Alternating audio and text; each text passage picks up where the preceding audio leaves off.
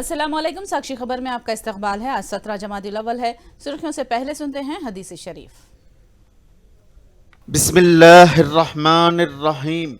हज़रत अबादा बिन सामित रज़ियल्लाहु ताला अन्हु से रिवायत है, रसूलुल्लाह सल्लल्लाहु अलैहि वसल्लम ने फरमाया, अगर किसी शख्स को किसी तरह का ज़ख़म हो गया और इसने अपने ज़ख्मी करने वाले को माफ़ कर दिया तो अल्लाह ताला इस शख्स के ज़ख़म की मिक़दार में इसके गुनाह माफ़ कर देगा। और अब सुर्खियां। मुआवजे की रकम 1 हफ्ते में अदा की जाए, किसान को मायूस न होने दें, जायजा इजलास में जगन ने दी हिदायत। वजीर आला केसीआर की दहली रवानगी, 4 दिन तक क़याम का इम्कान। बीआरएस दफ्तर का 14 दिसंबर को करेंगे इफ्तिताह। टीपीसीसी कमेटियों में ओहदों को लेकर नाराजगियां, कोंडा सुरेखा के बाद बेलैया नायक तर्जुमान के ओहदे से मुस्तफी। भूपेंद्र पटेल ने लिया गुजरात की वजारत आला का हल्फ, साथ में पटेल काबीना की भी हुई हलफ बर्दारी। और अब तफसील। रंग बदलने वाली और भीगी हुई धान की खरीदारी को यकीनी बनाने के ओहदेदारों को वजीर आला जगन ने हिदायत दी है। तूफान और भारी बारिश के तनाजुर में कलेक्टरों के साथ उन्होंने जायजा इजलास मुनाकिद किया। इस मौके पर उन्होंने कलेक्टर्स को इंसानी जज्बे से काम करने पर जोर दिया।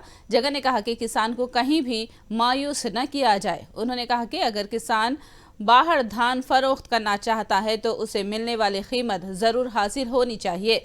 उन्होंने इजलास में बताया कि जिन इलाकों में बारिश से तबाही मची तो इन इलाकों में बीज 80% रियायत पर दिए गए हैं। घर जेर आब आने की सूरत में 2000 रुपये समेत उन्हें राशन फराहम करने की हिदायत दी। मवेशियों का नुकसान होने पर भी उन्हें मुआवजा देने की हिदायत दी। आने वाले हफ्ते में तमाम कार्रवाइयों की तकमील करने की जगन ने ओहदेदारों को हिदायत दी। मांडूस तूफान के असर से रायलसीमा अजला में शदीद बारिश हो रही है। चित्तूर, तिरुपति, अन्नमया अजला में मूसलाधार बारिश हो रही है। तिरुपति में लगातार बारिश के सबब नदी नाला रबरेज होकर बह रहे हैं। आने वाले 2 दिनों में खलीज बंगाल में हवा के दबाव में कमी का महकमे मौसमियात ने दावा किया है, जिसे जिला इंतजामिया चौकस हो गया है। मांडूस तूफान का असर नेल्लूर जिले में भी देखा जा रहा है। नेल्लूर जिले के गोडूर में बारिश ने आम जिंदगी मुतासिर कर दी। भारी बारिश के सबब नदी नाले लबरेज होकर बह रहे हैं। 10,000 हेक्टेयर पर धान की फसल डूब गई। ज़रूरी नुकसान का ओहदेदार जायजा ले रहे हैं। अचानक लगातार हो रही बारिश से पेन्या बैरेज से आने वाले 50,000 क्यूसिक पानी को समुद्र में छोड़ा जा रहा है।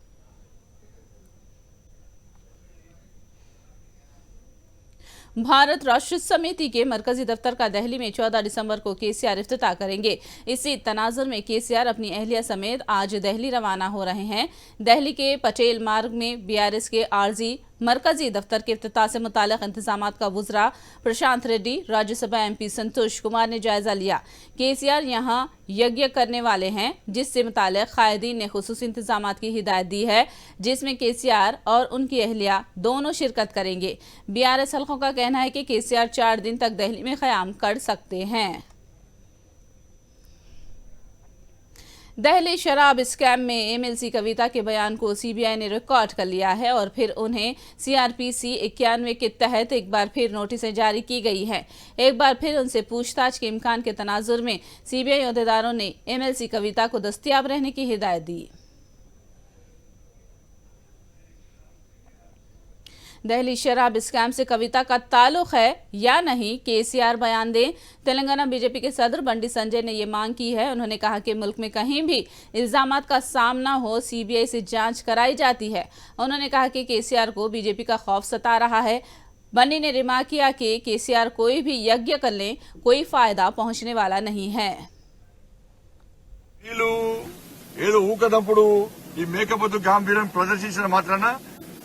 తప్పించుకోగలరు ఎవరైనా కూడా ఒక వ్యక్తి మీద ఆధారాలతో సహా ఎవరైనా ఆదాయానికి మించి ఆస్తులున్నప్పుడు, ఇతర దొంగదందాలు లంగదందాలు చేసినప్పుడు, పేదలను హరిగోసం పెట్టుకున్నప్పుడు, పేదలను ముంచినప్పుడు, వాటి మీద ఆధారాలతో సహా ఫిర్యాదు వచ్చినప్పుడు వాటి మీద విచారణ జరపాల్సిన బాధ్యత సంబంధిత సంస్థల మీద ఉంటది. మాకు ఈ సంబంధంతో దీనితో సంబంధం లేదనుకుంటే వాళ్ళ నిజాయితీని నిరూపించుకునే అవకాశం కూడా ఉంటుంది.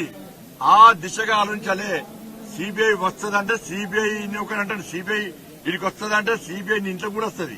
సిబిఐ దేశంలో ఎక్కడ ఏ రాష్ట్రంలో ఏం జరిగినా సిబిఐ పోయి విచారణ చెప్తుంది.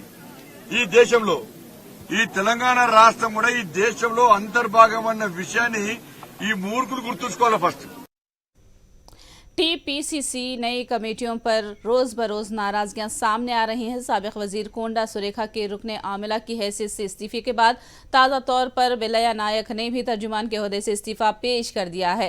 आदिवासी जातीय कांग्रेस का वाइस चेयरमैन होने के बावजूद सियासी उम्मीद कमेटी में उन्हें शामिल न करने पर उन्होंने नाराजगी का इजहार किया। वहीं सीनियर होने के बावजूद जनरल सेक्रेटरी का ओहदा देने पर येरावली स्वर्णा ने सवाल उठाया है। रंगारेड्डी जिले की आदिबटला के मेडिकल तालिबा के अगवा केस का कलीदी मुलजिम का अभी तक पता नहीं चल पाया है। रचाकोंडा पुलिस इसकी सरगर्मी से तलाश कर रही है। तलाश के लिए 6 खुसूसी टीमें तश्कील देकर एसओटी और टास्क फोर्स की क़ियादत में तलाशी मुहिम तेज कर दी गई है। पुलिस ने नवीन रेड्डी के रिश्तेदारों के घरों में धावे बोले। पुलिस ने अंदेशा जाहिर किया कि वो तेलंगाना के बाहर जाकर कहीं रुपोश हो गया है। हैदराबाद में ड्रग्स ने एक बार फिर सनसनी फैला दी है। रचाकोंडा कमिश्नरेट के हुदूद में 9 करोड़ रुपये मालियत का ड्रग्स जब्त कर लिया गया। नए साल के जश्न के मौके पर शहर में ड्रग्स के खिलाफ पुलिस ने सख्त चौकसी इख्तियार की है। पुलिस ने बताया कि कुरियर के जरिए बैरूनी ममालिक को ड्रग्स सरबराह करने की निशानदही की गई है। इस ज़िम्मन में 2 मुलजिमीन को पुलिस ने हिरासत में ले लिया है।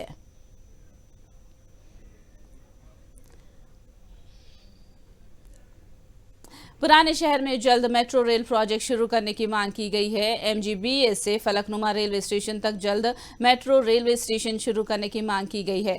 वजीर आला केसीआर ने तो रायदुर्गम से एयरपोर्ट तक मेट्रो रेल प्रोजेक्ट का संगी बुनियाद रखा, मगर पुराने शहर के प्रोजेक्ट के ताल्लुक से अमलावरी नहीं हो रही है। पुराने शहर के अवाम का मानना है कि पुराने शहर में मेट्रो रेल शुरू होने से मुकामी लोगों को सहूलत और तरक्की होगी।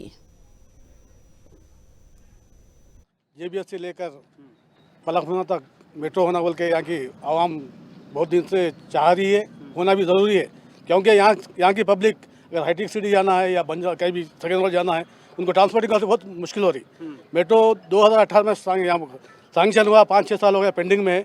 यहाँ की आवाम एक ही चाह रही, यहाँ जल्दी से जल्द मेट्रो का काम चालू करे और यहाँ के जो मुकामी जो हमारे MLA साहब है अकबर साहब, लोगों से भी हमारा मुतालबा है, आप भी ये मेट्रो के वास्ते जद्दोजहद कर जल्दी से जल्द ओल्ड सिटी को फलकनुमा को मेट्रो लाने की कोशिश करें। हम भी GST की तरफ से हम आज ये फलकनुमा पे एहतजाज कर रहे हैं और आने वाले दिन भी जब भी मेट्रो का यहाँ सैंक्शन नहीं होगा तो हम ये ओल्ड सिटी GST की जानिब से हमारा एहतजाज जारी रहेगा, हम आगे भी करते रहेंगे। పాతనగర ప్రజలను వాళ్ళ సహనాన్ని పరీక్షించకండి. ఇప్పటికైనా మెట్రో రైలును తక్షణమే ప్రారంభించండి. ఎప్పుడైనా కూడా ఒక ప్రాంతం ఒక నగరం అభివృద్ధి దేని మీద ఆధారపడుతుందంటే రవాణా సౌకర్యం అనేది ఉంటేనే అక్కడి ప్రజలు కానీ అక్కడి ప్రాంతం కానీ వ్యాపార రూపంగా అయినా కూడా వాణిజ్య రూపంగా అయినా కూడా అన్ని విధాల ప్రజలకు అందుబాటులో ఉంటుంది. కాబట్టి తొందర ప్రయాణం చేయడానికి నిజానికి హైటెక్ సిటీ అనేది మినీ అమెరికా లాంటిది. పాత నగరం ప్రజలు యువకులు ఉపాధి కోసం చిరుద్యోగం చేసుకునే వాళ్ళు రీయమని పరిగెత్తాలంటే హైదరాబాదుకు ఈ సౌకర్యం లేక నానా ఇబ్బందులు పడుతున్నారు. కాబట్టి ఇప్పటికైనా అధికార పార్టీ టీఆర్ఎస్ కానీ ఇక్కడి నియోజకవర్గ ఎమ్మెల్యే ఎంపీలు కానీ దయచేసి ఇప్పటికైనా ఉద్యమాన్ని ఉధృతం చేయని ముందే దయదల్చి పాతనగర ప్రజలకు ఈ యొక్క వరము ఈ యొక్క మెట్రో రైలును తీసుకురావాలని చెప్పేసి वायएसआर कांग्रेस के जनरल सेक्रेटरी एस रामकृष्ण रेड्डी ने कहा कि बाबू और पवन कल्याण मनमानी करते हुए कवायद व जवाबित को तोड़ रहे हैं। उन्होंने बाबू और पवन कल्याण के हरकतों की मजम्मत करते हुए दोनों कायदीन को शदीद तनकीद का निशाना बनाया। విపక్ష నాయకుడిగా ఆయన రోడ్ల మీద కాక ఎక్కడన్నా గ్రౌండ్లలో పోయి మీటింగ్లు పెడతాడా, ట్రాఫిక్ ఎక్కడ ఉంటే అక్కడ పోయి నిలబడుతున్నాడు. అదేమని ఎవరన్నా అడిగితే నన్నే అడుగుతారా అని అంటున్నాడు. అడ్డంగా తను ఏది అనుకుంటే అదే రూల్ అన్నట్టు బిహేవ్ చేస్తున్నాడు. పోనీ ఆయన్ని వదిలేస్తే ఆయన ఆడించే ఆటబొమ్మ లాంటి పవన్ కళ్యాణ్ ఆయన ఏం చేశాడు? ఈ మధ్యనే ఇప్పట మన దగ్గరికి వచ్చి వెహికల్ టాప్ మీద ఎక్కి హైవే మీద పోతాడు. అంటే నేననేది వాళ్ళకి అసలు మాకు ఎలాంటి రూల్స్ ఉండవు అనుకునే ఓ బ్యాచ్, ఆ బ్యాచ్ అరాచక బ్యాచ్కి వీళ్ళు కొమ్ము కాస్తున్న పత్రికలు వాళ్ళు ఈరోజు వైఎస్ఆర్సీపీ వీటి గురించి వ్యవహార శైలి గురించి క్వశ్చన్ చేయడం అనేది సహజంగా వాళ్ళ నేచర్ ఏదో దాన్నే తెలియజేస్తుంది తప్ప ప్రజలకు అన్నీ తెలుసు. ఈరోజు వైఎస్ఆర్ కాంగ్రెస్ పార్టీ ప్రభుత్వం ముఖ్యమంత్రి గారు క్లియర్గా ఎనీ గైడ్ లైన్, ఒక డైరెక్షన్, ఒక బెనిఫిట్ ఆర్ ఒక రెస్ట్రిక్షన్, ఒక రెగ్యులేషన్, అది పార్టీలకు అతీతంగా ఉండాలనేది ఎంతగా ఇంప్లిమెంట్ చేస్తున్నారనేది కింది స్థాయిలో ఎక్కడైనా మా పార్టీ వాళ్ళు పొరపాట్లు చేసిన కేసులు బుక్ చేయడంలో కనపడుతోంది, లేదా పోలీసు యంత్రాంగం నిష్పక్షపాతంగా బిహేవ్ చేయడంలో కనిపిస్తుంది. దాని మీద వీళ్ళు బురద చల్లడానికి చేస్తున్న ప్రయత్నం తప్ప ఇందులో వాస్తవం లేదనేది ప్రజలకు తెలుసు. अनंतपुर में इंचार्ज वजीर पेदी रेड्डी की सदारत में जायजा इजलास मुनाकिद हुआ। इस इजलास में पेदी रेड्डी के अलावा वुजरा, एमएलएज और वासर कांग्रेस के कायदीन ने शिरकत की। पेदी रेड्डी ने चंद्रबाबू नायडू पर तरक्याती कामों में रुकावट पैदा करने का इल्जाम लगाया। उन्होंने कहा कि चंद्रबाबू नायडू 14 साल वजीर आला रहे मगर उन्होंने अवाम के लिए कुछ भी नहीं किया। చంద్రబాబు నాయుడు 14 సంవత్సరాల్లో ఏదైనా ఒకటి ఇది పలానా పథకాన్ని చంద్రబాబు మొదలు పెట్టాడని చెప్పి ఏదైనా మనం చెప్పుకోగలుగుతామా అని అడుగుతున్నాను. లేదా ఏదైనా ఒక ప్రాజెక్టును పూర్తి చేశాడని చెప్పుకోగలుగుతామని అడుగుతున్నాను. ఏది కూడా చేయలేదు. 14 సంవత్సరాలు ఈ రాష్ట్రాన్ని కాలయాపన చేసి ఆర్థికంగా వెనక్కి తీసుకుపోయిందే కాకుండా ఈరోజు అన్ని అడ్డంకులు కూడా వారికి కావాల్సిన యంత్రాంగం, మీడియా కానీ, ప్రింట్ మీడియా పత్రికలు కానీ అన్నీ కూడా అడ్డంకులు సృష్టిస్తూ ఉన్నాయి. అబద్ధాలన్నీ కూడా రాస్తూ ఉన్నాయి. అపోహలు అన్ని ప్రజల్లో సృష్టిస్తూ ఉన్నాయి. ప్రతి ఎన్నికకు కూడా బీసీలను అడ్డం పెట్టుకొని తెలుగుదేశం పార్టీ అధికారంలోకి వచ్చింది తప్ప బీసీలకు ఏం చేసిందని నేను అడుగుతా ఉన్నాను. ఈరోజు మేము గర్వంగా చెప్పుకుంటున్నాం, జగన్మోహన్ రెడ్డి గారు 80,000 పైచీలకు పదవులు ఇచ్చి అందరినీ కూడా ఒక చోట అందరూ కూడా చూడండి, మేము 80,000 మంది పైచీలకు బీసీలకు ఇచ్చాం. మేము నిజమైన ప్రేమ అభిమానం చూపిస్తా ఉన్నాం. అంతేగాని బీసీలను వాడుకొని అధికారం లేకొచ్చి వారికి ఏ సహాయం కూడా చేయలేని పరిస్థితి ఎప్పుడు కూడా లేదు. ఈరోజు పరిస్థితి చంద్రబాబుది మంచం మీద పనుకోన్నాడు, అవసాన దశలో ఉన్నది ఆ పార్టీ. इजलास से मेयर मोहम्मद वसीम और उर्दू एकेडमी के चेयरमैन नदीम अहमद ने भी खिताब किया। नदीम अहमद ने कहा कि जगनमोहन रेड्डी अक़लियतों समेत समाज के हर तबके की तायद कर रहे हैं। दूसरी जानिब चंद्रबाबू नायडू ने रियासत की आवाम के लिए कुछ नहीं किया और बाबू का नाम तारीख की किताबों में एक गद्दार के तौर पर शुमार किया जाएगा। ఆంధ్ర రాష్ట్ర చరిత్రలో గతములో ఎప్పుడూ వినలేని విధంగా మనం ముఖ్యమంత్రి వర్యులు ఎస్సీ, ఎస్టీ, బీసీ మైనార్టీలకు పెద్దపీట వేస్తున్నారు. ఈరోజు ఎక్కడా ఎప్పుడు లేని విధంగా అత్యధిక మంత్రులు ఇచ్చారు. ఇంతకుముందు నా తోటి కార్యకర్త అడిగారు, అయ్యా కార్యకర్తలకు మాట అవకాశం ఇవ్వండి. ఖచ్చితంగా మనము గమనించాలా, ఈ చంద్రబాబు నాయుడు ఇది ఏమి కర్మ అని చెప్పి తిరుగుతున్నాడు. కానీ ఈ చంద్రబాబు నాయుడు ఇన్ని సంవత్సరాలు ముఖ్యమంత్రి ఉండడమే ఈ తెలుగు జాతికి కర్మ అని చెప్పి ఈ వేదిక ద్వారా తెలియజేస్తున్నా. చంద్రబాబు, నువ్వు చేసిన చిల్లర పనులకు, నువ్వు చేసిన నీ స్థాయికి తగ్గట్టు పనులు చేయనందుకే ఈ రోజు ఈ ఆంధ్ర రాష్ట్రం ఈ దుస్థితికి ఉంది. ప్రత్యేక హోదా ఇస్తే తీసుకొని చరిత్రహీనుడు నీవు చంద్రబాబు. నీవు బీసీల గురించి మాట్లాడతావా, ఎస్సీ ఎస్టీల గురించి మాట్లాడతావా, మైనార్టీల గురించి మాట్లాడతావా? నీవు రాబోయే రోజుల్లో పుస్తకాల్లో ఒక చరిత్రహీనుడు ఉన్నాడు, ఎవరైనా ఉన్నాడు. ఏదిరా కర్మ అంటే అది నీవే చంద్రబాబు. అనంతపురం జిల్లా మంత్రివారి మన పెద్దిరెడ్డి రామచంద్రరెడ్డి గారు ఇన్ఛార్జ్ మంత్రిగా ఉండడం కూడా చాలా అదృష్టంగా భావిస్తున్నాను. ఆయన మనకి చిన్న స్థాయి కార్యకర్త నుంచి ఒక ఉన్నత స్థాయి వరకు కూడా నేరుగా అతని దగ్గర ఏ సమస్యలున్నా కూడా మనం చెప్పుకుండే అవకాశం కల్పిస్తారు. మరి ముఖ్యంగా మన నగర శాసనసభ్యులు అనంత వెంకటరామరెడ్డి గారిని చూసుకుంటే ఆయన రాజకీయ అనుభవంతోనే ఈరోజు అనంతపురం అభివృద్ధి చెందుతుంది అని కూడా మీ అందరికీ తెలియజేస్తున్నాను. గత 30 సంవత్సరాలు ఎప్పుడు లేని అభివృద్ధి ఈరోజు దాదాపుగా 800 కోట్ల రూపాయలతో అభివృద్ధి కార్యక్రమాలు కూడా చేపడుతున్నాం. అదేవిధంగా రాబోయే ఎన్నికల్లో కూడా మన గౌరవ శాసనసభ్యులు అనంత వెంకటరామరెడ్డి గారిని ముందుకు తీసుకెళ్లి జయప్రదం చేయాలని అందరికీ తెలియజేసుకుంటూ, నగరంలో ఎప్పుడు లేని విధంగా ఈరోజు అనంతపురంలో అభివృద్ధి కార్యక్రమాలు జరుగుతున్నాయంటే కేవలం ఆయనకున్న అనుభవాన్ని అందుకుంటున్నాం మీ అందరూ తెలుస్తున్నారు. तिरुपति की दरगाह पीर सैयद अमानुल्लाह शाह खादरी में बोरवेल का इफ्तिताह मुकामी एमएलए भूमना करुणाकर रेड्डी ने अंजाम दिया। इस मौके पर कॉरपोरेटर वेंकटेश, मुतवल्ली सैयद शफीउल्लाह खादरी और दूसरे मौजूद थे। दरगाह में बोरवेल के इफ्तिताह पर सैयद शफी खादरी ने एमएलए भूमना करुणाकर रेड्डी और वक्फ बोर्ड चेयरमैन का शुक्रिया अदा किया। इस मौके पर भूमना करुणाकर रेड्डी को तहनीत पेश की गई। शहर में तिरुपति एसवी आर्ट्स कॉलेज के रूबरू जो दरगाह शरीफ है हज़रत पीर सैयद अमानुल्लाह शाह खादरी की, उसका सज्जादा नशी हूँ और मुतवल्ली हूँ मैं। यहाँ पानी की किल्लत थी तो यहाँ के जो इरकान असम्बली जनाब भूमन करुणाकर रेड्डी साहब और उसी तरह हमारे स्टेट के वक्फ बोर्ड चेयरमैन जनाब वी खादर बादशाह साहब ने मिलकर यहाँ बोरवेल का काम किया और उसकी इफ्तिताह अब हुई। इंशाअल्लाह अज़ीज़ ये दरगाह आइंदा आने वाले दिनों में तरक्की याफ्ता होगी।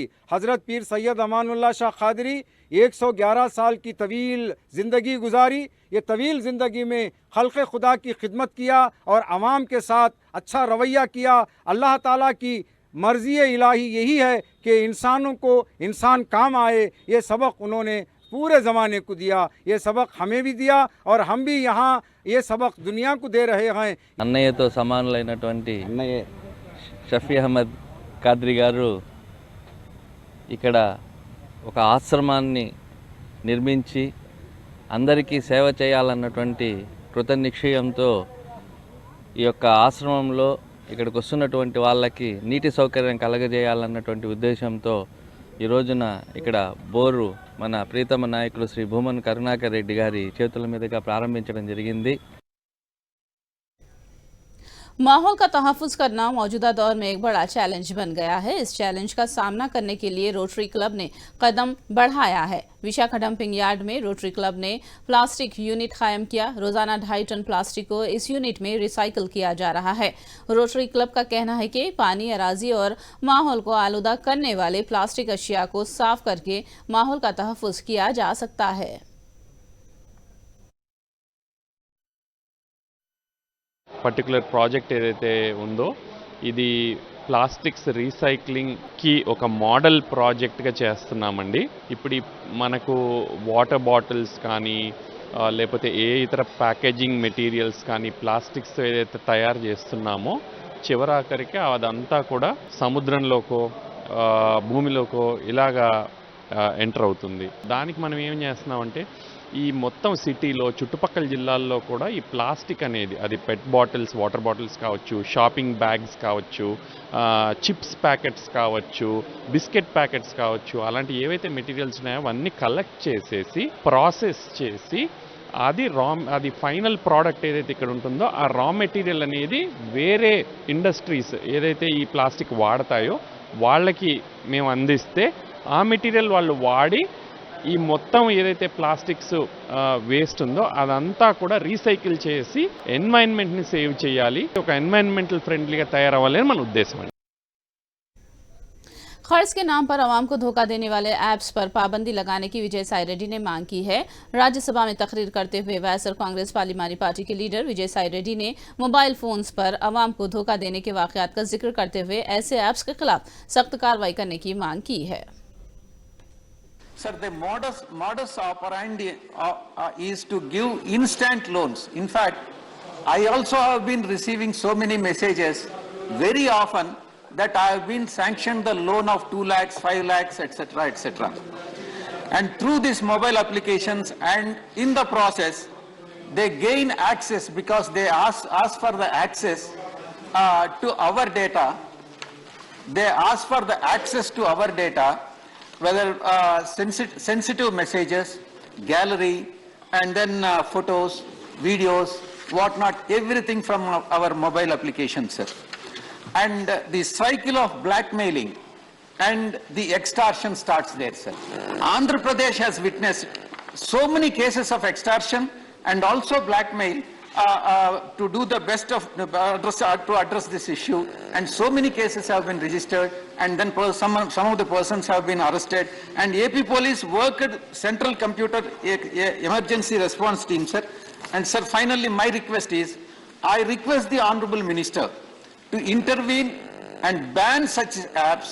Number 2, punish the developers and promoters. Number 3, formulate stricter laws and regulations around the privacy of phone data, sir. Thank you very much, sir. Bhupendra Patel ने आज दूसरी मरतबा गुजरात के वजीर आला की हैसियत से हलफ ले लिया। गांधीनगर में मुनाकिदा हलफ बर्दारी तकरीब में वजीर आजम नरेंद्र मोदी, मरकजी वज़रा राजनाथ सिंह, अमित शाह और दूसरों ने शिरकत की। हालिया इलेक्शन में बीजेपी ने गुजरात में शानदार कामयाबी दर्ज की थी। हलफ बर्दारी में बीजेपी की हलीफ जमातों ने भी शिरकत की है। हिमाचल प्रदेश में वजीर आला सुखेंदर सुखू और नायब वजीर आला मुकेश अग्निहोत्री ने सेक्रेटरीट पहुंचकर जिम्मेदारी संभाल ली है। कल सुखेंदर सुखू और मुकेश अग्निहोत्री ने हलफ लिया था। हिमाचल प्रदेश के इलेक्शन में कांग्रेस ने शानदार जीत दर्ज की थी। सीएलपी ने सुखेंदर सुखू को अपना लीडर मुंतखब किया था। वजीर आला सुखेंदर ने उन्हें अमली काम करने के लिए वक्त मांगा है। कही है कि हिमाचल के सभी वर्ग, समाज का कोई भी ऐसा वर्ग जिसमें महिलाएं, किसान, बागबान, मजदूर, दलित, युवा साथी, जो भी उनके हित की नीतियां होगी, मेरे सम्मानित विधायकगण, वो मुख्यमंत्री जी मुकेश अग्निहोत्री जी और हमारे जो वरिष्ठ नेता है पार्टी में, जिन्होंने अनुभव किया है, ठाकुर कौल सिंह जी, कुलदीप जी, जिन्होंने पार्टी को सींचा है। हम सब लोग पार्टी को सींचा है हम लोगों ने, और जब पार्टी को सींचते हैं तो उस सींचने के बाद जब वो गुलदस्ता बनता है, उस गुलदस्ते में से एक अगर कोई कमल खिलता है तो उसका मतलब होता है कि वो सबके लिए एक सम्मान है, सबके हित की बात करने के लिए है। इस दृष्टि से हम आज पहली बार यहाँ ऑफिशियल तौर पर चार्ज ले रहे हैं। मेरा आप पत्रकार बंधुओं से, प्रदेश की जनता से भी ये अनुरोध रहेगा, हमें कुछ समय दीजिए स्थितियों को समझने का। समाजवादी पार्टी के लीडर डिम्पल यादव ने आज लोकसभा में रुकने पार्लियामान की हैसियत से हलफ ले लिया है। हलफ लेने के बाद उन्होंने सोनिया गांधी के पैर छूते हुए उनका आशीर्वाद हासिल किया। डिम्पल यादव मैनपुरी लोकसभा से ज़िमनी इलेक्शन में मुंतखब हुई थी। मुलायम सिंह यादव के इंतकाल के बाद ये सीट खाली हुई थी। जस्टिस दीपांकर दत्ता ने आज सुप्रीम कोर्ट के जज की हैसियत से हलफ ले लिया है। Chief justice D Y Chandrachud ने दीपांकर को ओहदे व राजदारी का हलफ दिलाया। कोर्ट नंबर 1 में मुनाकिदा तकरीब में हलफ बर्दारी हुई। इस तकरीब में सुप्रीम कोर्ट के चीफ जस्टिस और वकीलों ने शिरकत की है।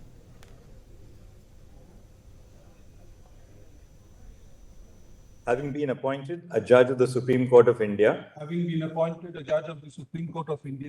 do swear in the name of God, that I will bear true faith and allegiance to the Constitution of India as by law established, that I will bear true faith and allegiance to the Constitution of India as by law established, that I will uphold the sovereignty and integrity of India, that I will uphold the sovereignty and integrity of India. आखिर में सुर्खियां एक बार फिर। मुआवजे की रकम एक हफ्ते में अदा की जाए, किसान को मायूस न होने दें, जायजा इजलास में जगन ने दी हिदायत।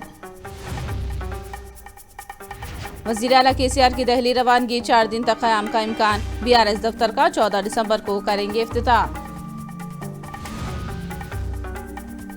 टीपीसीसी कमेटियों में ओहदों को लेकर नाराजगियां। कोंडा सुरेखा के बाद बिल्लया नायक तर्जुमान के ओहदे से मुस्तफी। भूपेंद्र पटेल ने लिया गुजरात के वजीर आला का हल्फ, साथ में पटेल काबीना की भी हुई हलफ बर्दारी।